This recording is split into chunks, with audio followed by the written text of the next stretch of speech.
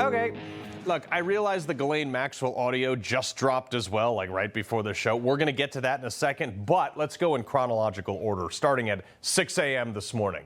This raid on John Bolton's house and office goes way back, but it all centers around classified information. Now, Bolton's opposition to Trump is just what the media wants you to think about why they did this. Trump was asked about this today.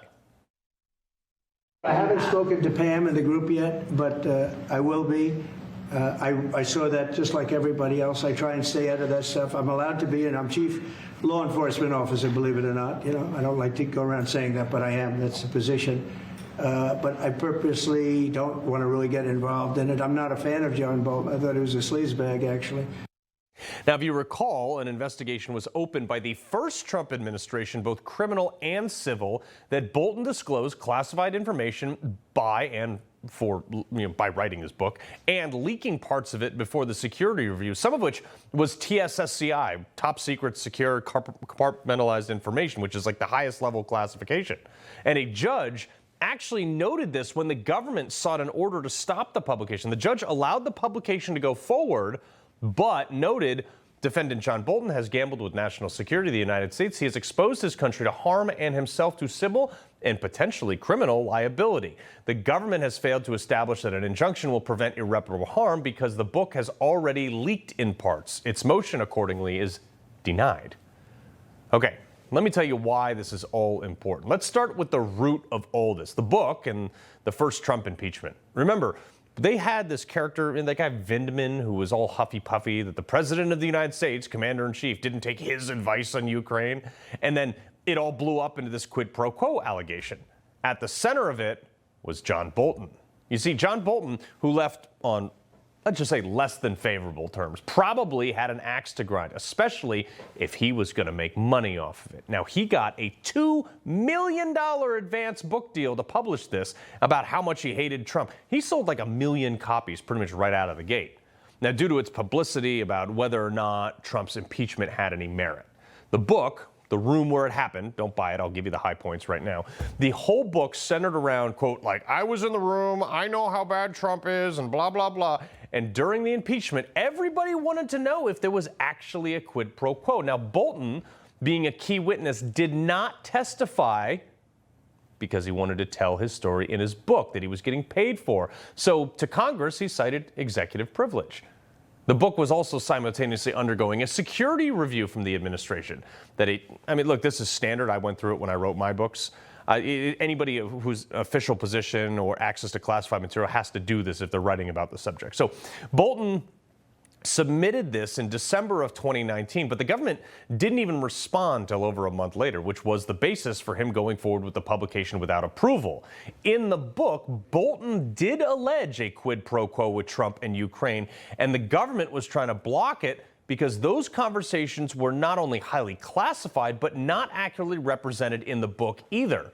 So Bolton accused them of dragging their feet on the security review to slow walk it, and then he published it. Fast forward under Biden. Now, the DOJ under Biden dropped the criminal investigation into Bolton, which emboldens Bolton to go even further in his criticism of Trump. Remember, he just went out there on every network spewing hate about Trump. Now, he potentially, though, disclosed even more classified information on private meetings, things that he claimed executive privilege for when the House was trying to get him to testify, mind you. So what was this raid about today? I mean, the book's already out there. It's been out for 5 years. What was the FBI looking for? I mean, they must have had probable cause because a judge had to approve this warrant for something. But under Executive Order 13526, any notes, correspondence, or conversations pertaining to the contents of any meeting where classified materials discussed, those notes are also classified at the same level as the subject of the meeting. Now, the FBI, in part, had reason to believe that Bolton had made significant notes when writing this book, but also other things about the contents of many high classification level meetings in other administrations too, which would also be a violation of the law. And this goes to who John Bolton was before Trump. I'm going to get this one right out of the gate. Okay, John Bolton is a card-carrying member of the swamp, first appointed to run a section of a little agency. You probably heard of this one, USAID. by Ronald Reagan. And I've told you about this before. USAID was originally founded after the failed intel op during the Cold War called the Bay of Pigs in Cuba when we, tried to go in there. USAID was the rebrand to use the guise of foreign aid and assistance for our intelligence communities to overthrow governments, influence their elections, and use propaganda. John Bolton proved in his role there, and ever since, that he recognizes no other nation's sovereignty of any country, proving by his later advocacy for he wanted to kill the North Korean leader, quote, just like Muammar Gaddafi in Libya. Side note, Gaddafi was really targeted because Gaddafi was trying to establish a gold-backed African currency that would challenge the U.S. dollar. But I digress. Bolton has never been afraid to commit to a war, and he has always favored using the bureaucracy to manipulate and achieve his goals, even against the people in charge of him. He said it himself in a sit-down interview saying, quote, ever since I was at the USAID, I studied how the bureaucracy works. Every department has a different culture, working interagency process. Successful means knowing everything about all those cultures. It means knowing who will produce a memo, undermining your plan, what that memo will say, and how to make sure its author will fail. Also went on, you have to judge what you want, where the opposition is going to be, where the support for it will be. You must mobilize support and overcome the opposition. That may sound straightforward, but the number of people who go into government and realize this is depressingly low. Sounds awful deep statey to me.